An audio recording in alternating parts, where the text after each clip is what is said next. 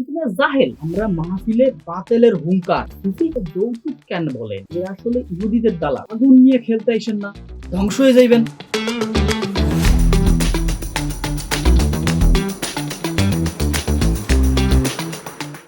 আসসালামু আলাইকুম হাজিরিন। Welcome to another episode of podcast show the brainless, presented by Tabiz academy, powered by বাপের hotel. Host হিসাবে নাইম আছি আপনাদের সাথে। বরাবরের মতোই এই শোটি তৈরি করতে আমরা কোনো ব্রেনের ব্যবহার করিনি। এটি একটি একপাক্ষিক গবেষণালব্ধ শো।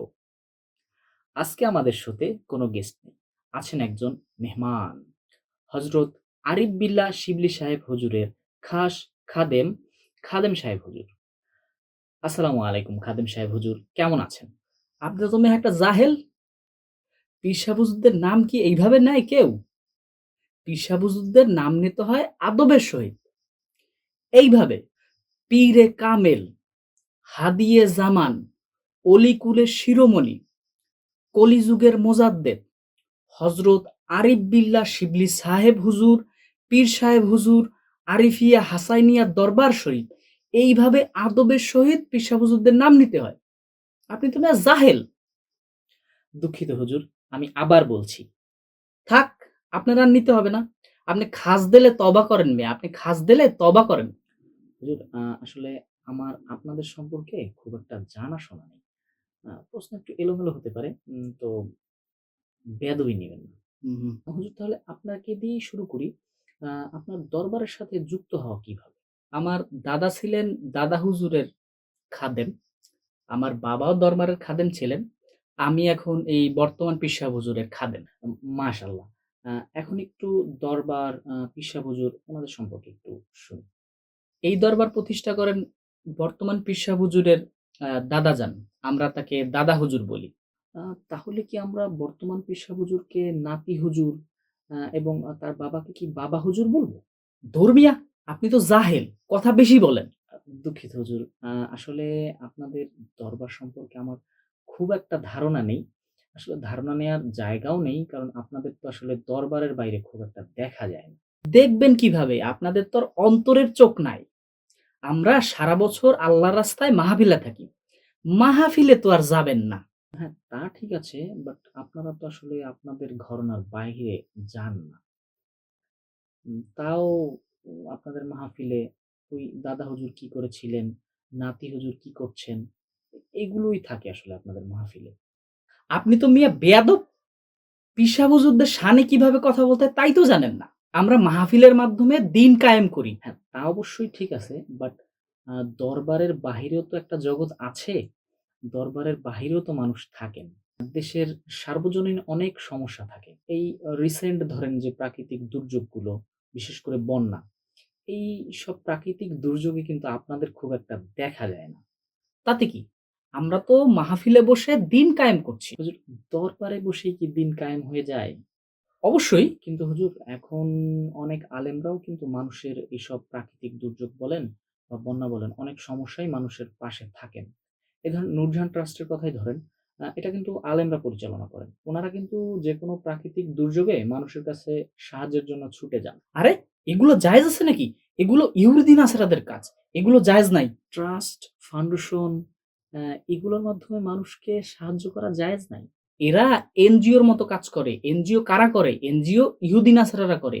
আর ইহুদি নাছারাদের মতো কোনো কাজ করা জায়েজ নাই। এরা আসলে ইহুদিদের দালাল। এদের থেকে এক ফোঁটা পানি পান করা জায়েজ নাই। এক ফোঁটা পানি পান করা হারাম। এদের আপনি বন্যার সময় পাবেন, আর কখনো পাবেন না। হুজুরের জানায় কিঞ্চিৎ ভুল আছে। আম ট্রাস্ট বা ফাউন্ডেশন উনারা কিন্তু সারা বছরই মানুষের কল্যাণে কোনো না কোনো কাজ করে থাকেন। এই যেমন নূরজাহান ট্রাস্ট, ওনারা কিন্তু বেকারদের স্বাবলম্বী, দক্ষ করার লক্ষ্যে বিভিন্ন রকমের ট্রেনিং দিয়ে থাকেন। দেখছেন, আমি আগেই বলছিলাম এরা ইহুদিদের দালাল। আবার কি হলো? এই যে ট্রেনিং, স্বাবলম্বী এগুলা কারা করে? এগুলা ইহুদিরা করে এনজিওর মাধ্যমে। এরা তাদেরই দালাল, তারাই এদের টাকা দেয়। এই যে দেখেন এদের এত টাকা আসে ফাউন্ডেশনে, ট্রাস্টে, এরা কি টাকার হিসাব দেয়?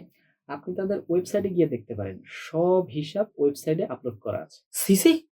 ওয়েবসাইট আপলোড এসব হারাম, হারাম। হুজুর, হিসাবের কথা যদি বলি, আপনাদের দরবারগুলোতেও প্রতি বছর কিন্তু অনেক টাকা ওঠে। আপনারা কি এই টাকাগুলোর হিসাব দেন? বেয়াদব, বেআমল, আপনি দরবারের হিসাব চান? আগুন নিয়ে খেলতে আইসেন না, ধ্বংস হয়ে যাইবেন। দুঃখিত হুজুর। আমি আসলে বলতে চাচ্ছি, আপনাদের দরবারে যে দান আসে, এই দানের মাধ্যমে তো আপনারা অসহায় মানুষকে সাহায্য করতে পারেন বা সামাজিক অনেক কাজ করতে পারেন। দরবার কি সাহায্য করার জায়গা?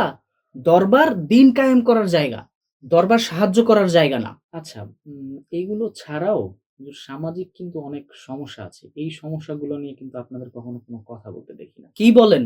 আমরা সব বিষয়ে কথা বলি। আমরা মাহফিলে বাতেলের হুঙ্কার। হুঙ্কার তো আপনারা দেনই। কিন্তু এই যে আপনাদের যেসব অঞ্চলে অনেক বেশি দরবার, মাজার, এই অঞ্চলের একটা সবচেয়ে বড় সামাজিক প্রবলেম হচ্ছে যৌতুক প্রথা। বিভিন্ন অকেশনে মেয়ের বাবাদের যে অসহায়ত্ব চেহারাগুলা, আর বিয়ের সময়ের কথাগুলো তো বাদই দিলাম।